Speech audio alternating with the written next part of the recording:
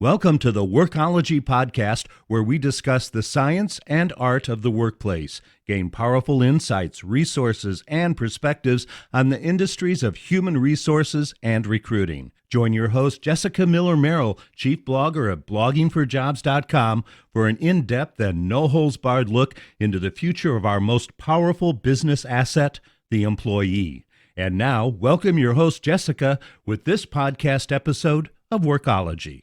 72% of hiring managers admit it is difficult to ascertain the skill sets by evaluating a resume of a job candidate who was prior military. In my experience, this talent pool is one of the most loyal and hardest workers if given the right opportunity, environment, and circumstance in which to thrive. Welcome to the WORKOLOGY podcast. Thank you for making us a part of your week. Today's topic is how to create a successful military and veteran recruiting program. Our guest today is Lita Citroen, principal of Lita 360 LLC, and she speaks all over the world on many topics, including the topic of veteran recruiting. She works with veterans as well as employers on how to recruit veterans and what companies can do to make their job opportunities most appealing to them. Welcome to the WORKOLOGY podcast. Thank you so much, Jessica. Is there anything I missed in your introduction that you wanted to highlight or share about yourself? Just maybe the book that I wrote for military, which is called Your Next Mission. Awesome. And we'll put a link to that in the podcast transcript as well. And you just mentioned before we went on air that you're going to be speaking at the SHRM annual conference in Washington, D.C. in 2016. Exactly, in June. I'm very much looking forward to it, and we're going to be talking about this topic a little more granular than I think we'll have a chance for today. Well, awesome. So we'll check out the book, and we'll talk more about SHRM later on and going forward after this podcast, which I'm excited to meet you in real life too. I am too. We've been Facebook friends for how long now? A little while, just a little while. Yes. Well, let's talk a little bit about how employers can recruit military veterans. And I wanted to ask you specifically, what led you to becoming an advocate and a coach to military members who are transitioning into the civilian world? Well, it's interesting, Jessica. That really is sort of the $64 million question, because I have no connection to the military. My whole career has been in the civilian world, working in corporate America, so to speak. And it was really after I started my own company and I knew that there was going to be a space in my company for serving some community. I didn't know if it was going to be women in business or what. But I had built a company and a career around reputation management and personal branding, helping individuals and executives really stand out from the competition. And I became aware of the fact that when military are separating or leaving the military, that they are not taught these same skills. And I kept asking myself that, how are they competing for jobs? How are they knowing how to walk into a hiring manager's office and make themselves compelling? How do they know what to go after if they don't have a strategy and the insight that it takes to build a personal brand? So really, I mean, I do look at it a little bit like a calling. I just kept asking questions and butting my nose into conversations. And 6 years later, I've written a best-selling book on the topic, and I speak all over the country and actually internationally on this concept of helping former military understand how to promote themselves and how to take control of their career using personal branding and reputation management. Well, I will say, and I don't think a lot of podcast listeners know this because I don't talk about it enough, but I was married before, and in my previous life, I was a military wife, and my ex-husband went through the transition process from military to civilian, and he had a absolutely horrible time. It was probably one of the reasons, among many, for the end of our marriage. And that's not uncommon. I mean, we do see the suicide rate, the divorce rate, the abuse rate. I mean, they're horrible. And a lot of it has to do with taking somebody from a culture that is so clearly defined and with all the pageantry and the rigor and the structure, and then sort of giving them this candy store of whatever you want to do next, and they don't have the tools. I remember a few years ago, I was working with a group of special forces, and I mean, these were the most highly skilled, highly trained, I think they were Navy SEALs, and one of them just looked at me with tears in his eyes as we were talking about the process, and he said, "Ma'am, you don't understand. You can drop me out of any airplane, you can send me up out of any ship. I know what to do, but I am not trained for this. I don't know what to do when I take the uniform off. That is terrifying to me. And that really stuck with me because it is that fear of the unknown and feeling unarmed and unprepared that really serves our military at a disadvantage. Absolutely. Well, let's talk about how employers and companies can prepare candidates, the military veterans. How can they first start to build those relationships with them and in their recruiting and hiring efforts for the military and veterans specifically? Sure. So, I like to say that because I have a corporate branding background, I always anchor this kind of an initiative to the overall business goals of the company or the branding goals of the company, because this isn't charity. We don't build this much infrastructure and retool the organization and talent acquisition processes just because it feels good. I would say the first thing a company looking to hire from this amazing workforce would be to try to get support at the highest level. So if the CEO or anyone in the C-suite is really endorsing and supporting a military initiative or a military recruiting initiative, I think you're going to have a much higher success rate than if it comes from someone at a more junior level and sometimes even from an HR level. So I would definitely try and set it as high up on the food chain as you can. And then I would take a really hard inventory as a company and as a team to say, what is our motivation here? I mean, are we doing it because we think we'll get some publicity? Are we doing it because we've looked at our talent pool and what we're attracting out of the job market, and we're not getting the right people for the right jobs that we're recruiting for? Or you might look at your workforce recruitment strategies and say, most of our recruitment comes locally, and hey, we happen to be near 4 military installations, and those folks are transitioning out all the time, and I bet they would love to live in this community if they had a job. So I would kind of take an assessment of both the motivation as well as what the drivers are, what the brand drivers are. And then look at what you have already. A lot of the clients that I've worked with, a lot of the companies that have brought me in to help build these, didn't realize how many veterans they had working for them. Oftentimes we do see that veterans don't self-identify, and particularly military spouses don't self-identify. So sometimes the company doesn't know that maybe 10% of their workforce served in the military. That would be really helpful to know if you're going to build a recruiting program, or maybe you have a recruiting program, but you want a better onboarding or retention strategy. And the other thing I would say is create a process, create a timeline. This is not something you don't eat this elephant all at once. It's a big initiative, and I would say start small.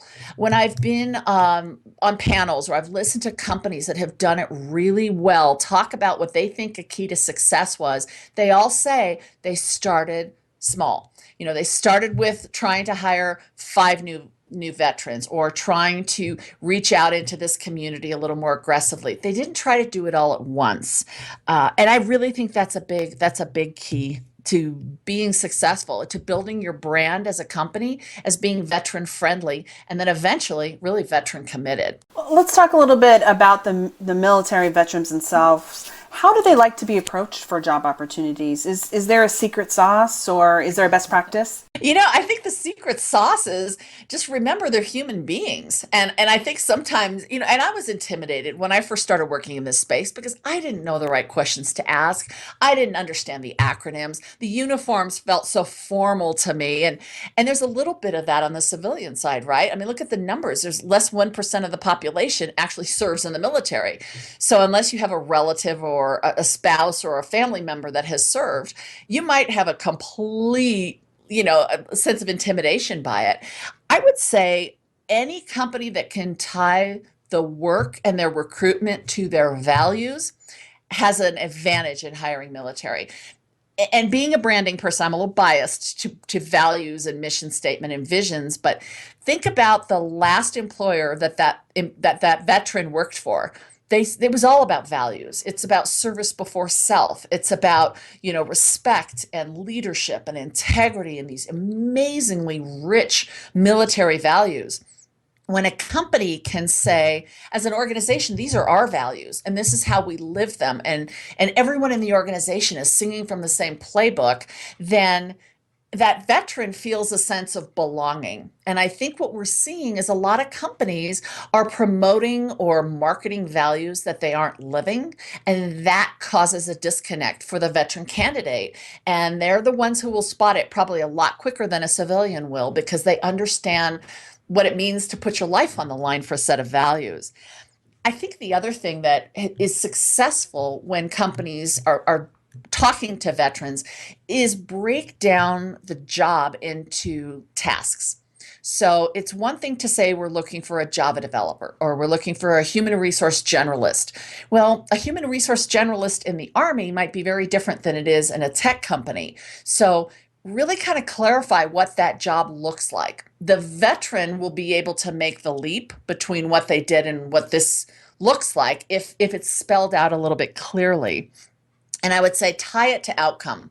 These are mission-driven professionals. They served in the military in a mission-driven focus. And if we can tie the work, as mundane or as unexciting as it might be, to a mission, to a greater purpose, and to a set of values, then veterans are attracted to that. Most of the ones I speak to say what they're really looking for in their next career is something that's meaningful.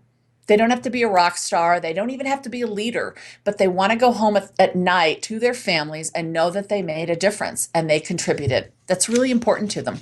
I love that you're talking about branding and having a clear mission statement, because I feel like that is the number one challenge or something that recruiters and talent acquisition leaders really struggle in their own organizations. And certainly if you're going to have a really specific recruiting program like recruiting military veterans, you do want to make sure that your brand is clear and the mission values are really specific. Otherwise, these guys and gals are looking for information and resources, and you don't want to send them on the wrong path, because 6 months from now, it might no longer be a good fit for them. And that's pretty traumatic.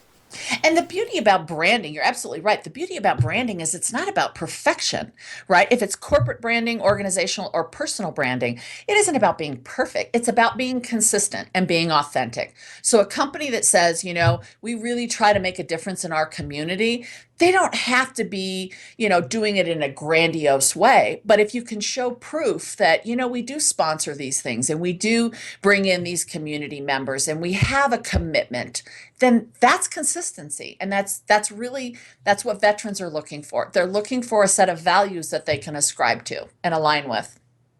How can companies make their job openings or job listings appealing to veterans? What are some things that you think they should be doing? Well, again, I think it does mean tie it to the vision and the mission. I work with a company that has call center operations, and they have a tough time recruiting. But when we can say, to that candidate, this job might not look sexy, but here's what it means in the big picture of who we're serving, then that veteran can put themselves in a position of saying, well, I did a lot of things in the military that weren't, the glamorous roles that you might envision, but it all was for a bigger purpose. Then all of a sudden they can plug themselves in. I think, again, going back to setting expectations, showing them what the timeline looks like. If you're hiring for a warehouse supervisor, for instance, paint them a picture of what that looks like. What does it mean to be a warehouse supervisor for a distribution company? And what might the next job look like? And what realistically does that career path entail? Do you need additional training? Are networking skills important? Kind of spelling it out as clearly as you can, I think, makes these jobs attractive to veterans, because they don't know what they don't know. And I've heard that universally. So if a job sounds really exciting and thrilling, but it really isn't, then you're leading them in with the wrong message. I would say for companies that are recruiting, really understand that military MOS, which is the Military Occupational Specialty or Military Occupational Codes, MOC, are what they've built their career on. And that doesn't translate literally into what we're recruiting on the civilian side. Even on the recruiting side, we might call a job something very different from the actual day-to-day work. So spelling it out in sort of a layman's term with the examples of a day in the life are really helpful. I was on a call this morning with a veteran who said, for instance, that he had applied for a position and they asked him, had he ever managed a project? And he said, no. And what he meant was, I managed missions, but I've never managed a project. And had that hiring manager not known to follow up and say, well, okay, let me correct myself. Maybe I mean, have you ever managed a mission? Then that would have been a missed opportunity.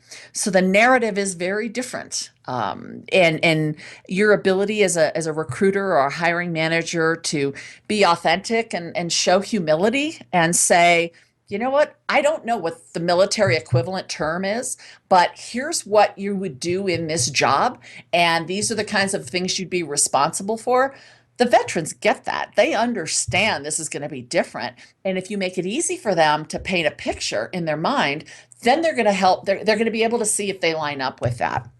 Well, let's take a little bit of reset here. This is Jessica Miller-Merrill, and you're listening to the Workology podcast powered by Blogging for Jobs. Today's topic is how to hire veterans and military candidates with Lita Citron. You can connect with Lita on Twitter, and she's great at branding, hence why everything is universal here. It's at LIDA360, and that's also her website, which is www.lida360.com.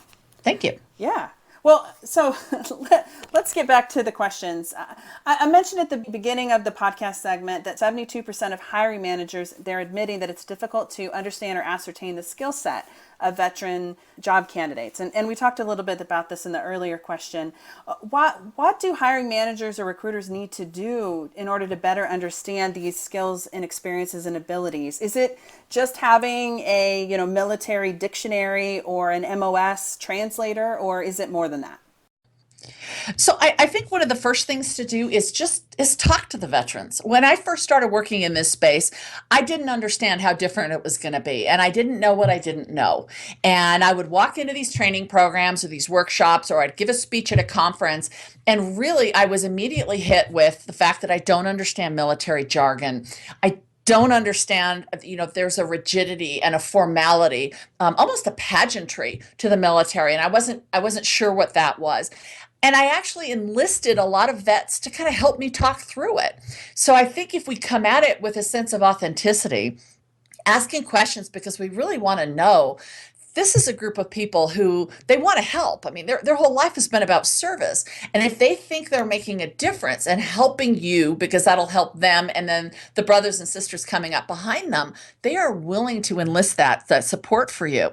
I'd say also talk to other companies who have done this well. So if you go to networking events or industry conferences or listservs or bulletin boards where you're able to sort of share best practices in a safe place, ask them what they've done. How have they had success? How have other companies in your industry or community built good recruiting, onboarding, and retention programs?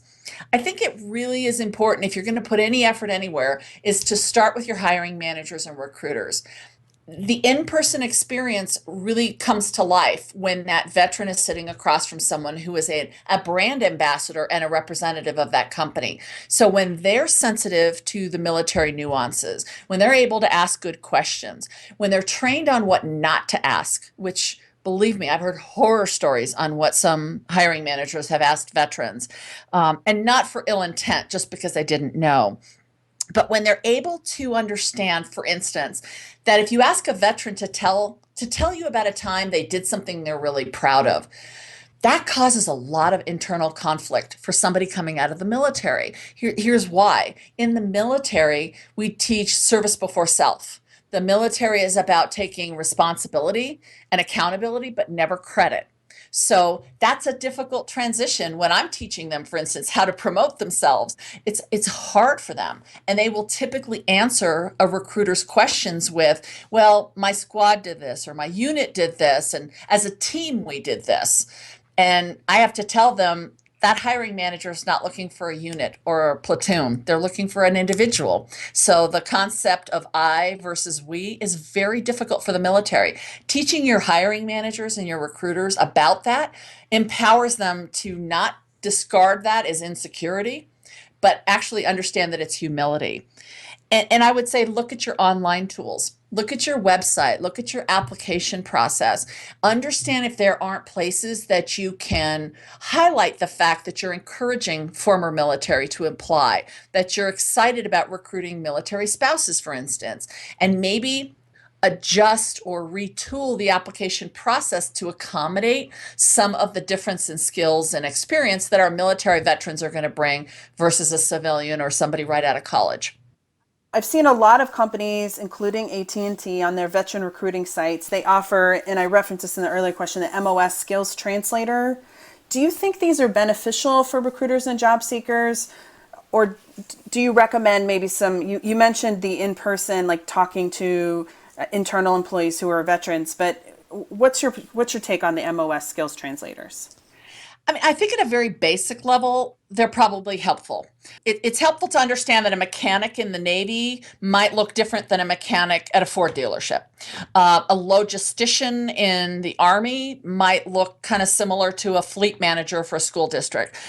But I get a little nervous when I see a lot of tools that require or encourage military members to upload their resume and it will spit out a civilian one, or they're formulaic, because I think after the basic level, I think that's where we're selling value, and they don't necessarily hit that hot button. You know, these recruiters and hiring managers are not just looking for the set of skills and experience and certifications, for instance, but they're looking for an applicant who's going to fit into the culture, who's going to bring value, who's going to add something to the position they're recruiting for. And I think a lot of times, sometimes these translators don't hit that point home hard enough. I also think there's a comfort level that the military are finding with those that sometimes takes the responsibility away from them. I talked to a group a couple weeks ago who said they had paid a lot of money to have their resumes rewritten by civilian experts. And when they got the resume back, they had no idea what it meant. You know, it was a great looking resume and the formatting was beautiful and there was hardly any military speak on it, but the candidate had no idea how to speak to it. So it was almost useless. So I think it has to be a little bit of both. I think hiring managers and recruiters need to understand that there is a different language when we code jobs in the military, and they don't translate straight across, but that's almost any industry. If you're taking somebody out of a tech job and you're bringing them into financial services, a tech job in financial services, maybe some of the terms are a little different. But I would definitely say there's a purpose for them at a basic level, but I don't know that they hit the value proposition hard enough that I'm really trying to encourage veterans to focus on. So we mentioned earlier at the beginning of the podcast that we're Facebook friends, and earlier today you posted on Facebook that you attended or provided a TAP class on personal branding for the military to civilian transition at the Air Force in, it looks like, Colorado Springs area. Can you talk about TAP and how that works and why a recruiter and employer might be interested in that whole process? Yeah, so it used to be called TAP. Now it's called Transition GPS. And it's the process the military uses. It's the system that every installation, every base has to take active duty and move them through the transition process into being a civilian, whether they're separating or retiring from the military. There are pros and cons to how it's working. I don't want to pass judgment on it. I know that when I come in and I teach personal branding, in the many times that I've been able to do that, we get an amazing response. And for about a year and a half, almost 2 years, I've been teaching my personal branding class at the Transition GPS course down at the Air Force Academy. And we do pull from a lot of other installations, so it's really fun to not just have Air Force in the room.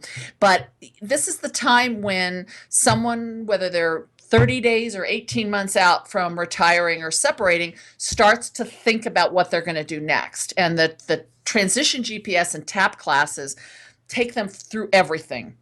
Accessing their healthcare benefits, accessing their pension, accessing financial support, how to open a credit card account, how to get a loan on a house, all the way through how to get a job. So it's a lot to cover that the government, tries to cover in a very short period of time. Well, I myself have been part of those classes, and I do think that they provide a lot of great information for soldiers who are separating from the military. and helping them kind of get their feet on the ground. But there is so much more that needs to be happening. It's a crazy world out there.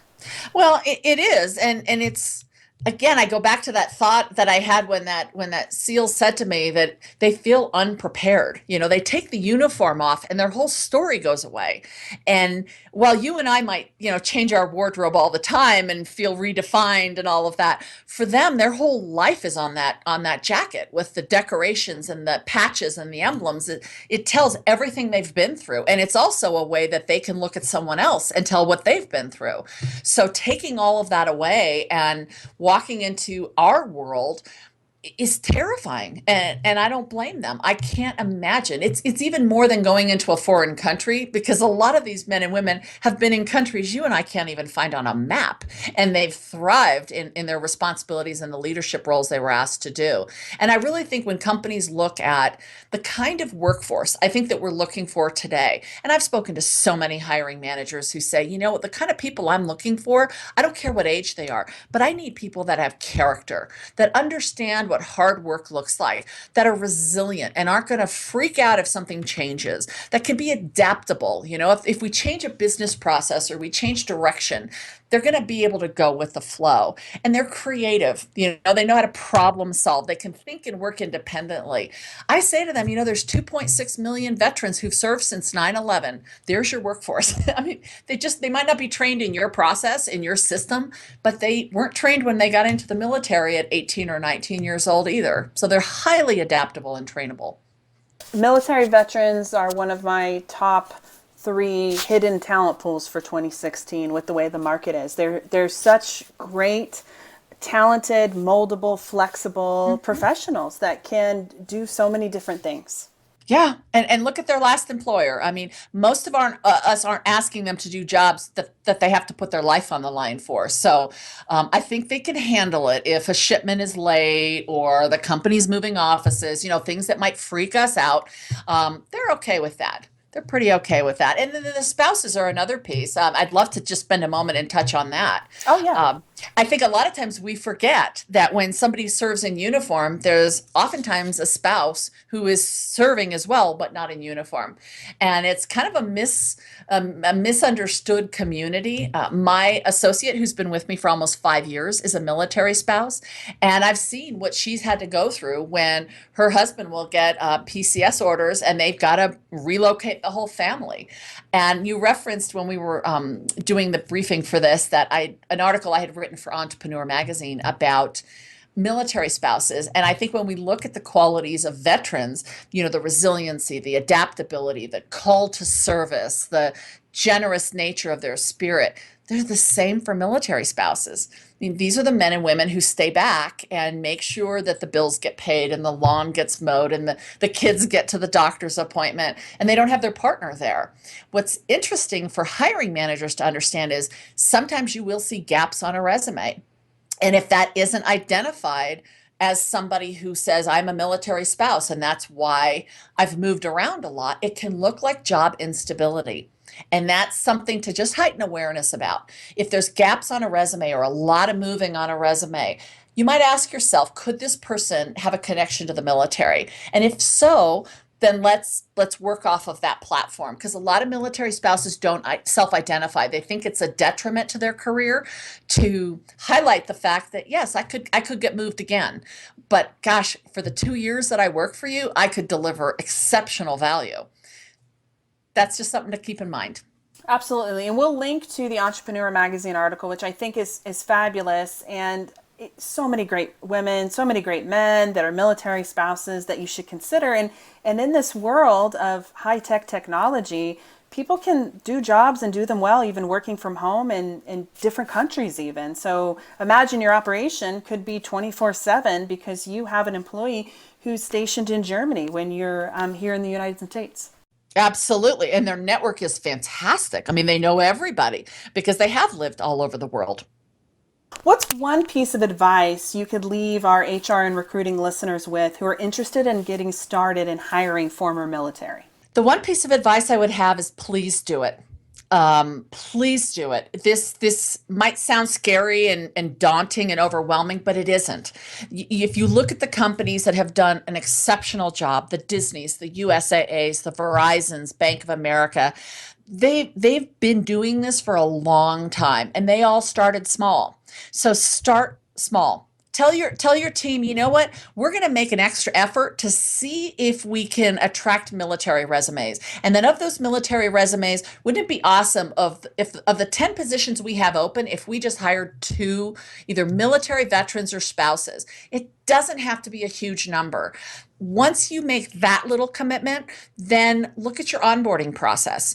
And if you need to retool that because maybe your onboarding process isn't sensitive to the transitioning veteran and some of the things that might be important to them, then make a few tweaks. Create a buddy mentoring system, or include the spouse in the conversation. Those are little things you can do, make a huge difference to veterans.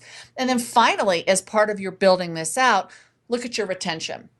Really look at the processes that you have in place that are especially designed for someone who has a career military background. You want to grow them into leaders. So maybe that means including the veterans you have in the company more aggressively in that retention strategy. Making small changes that all of a sudden position your organization as veteran friendly and eventually veteran committed can do wonders, not only for the brand and the veteran space, but the civilian employees that work with you all of a sudden see this new energy, and they have these new colleagues to work with who are bringing a new commitment and passion. And I think it absolutely pays off. Well, Lita, thank you so much for joining us today on the Absolutely. Workology podcast. Where can people go to learn more about you and what you do? Well, my website, as you mentioned, is LIDA360, and that's LIDA 360. I have a tab for veterans, and on the veterans tab, you'll also see information for employers. You can find information about both of my books, the first one, which is for professionals, and the second one, which is specific for military. You can also launch from there onto my YouTube channel, where I have numerous videos on this topic, as well as other projects that I'm involved with. Awesome. Well, your book is called Your Next Mission, a personal branding guide from military to civilian transition. Thank you for joining us today, and thank everyone today for joining us here on the Workology podcast, where we discuss the science and art of the workplace, HR and recruitment. This is Jessica Miller-Merrill. Until next time, you can visit Blogging for Jobs to listen to all our previous Workology podcast episodes. Production services for the Workology podcast with Jessica Miller-Merrill provided by Total Picture Media.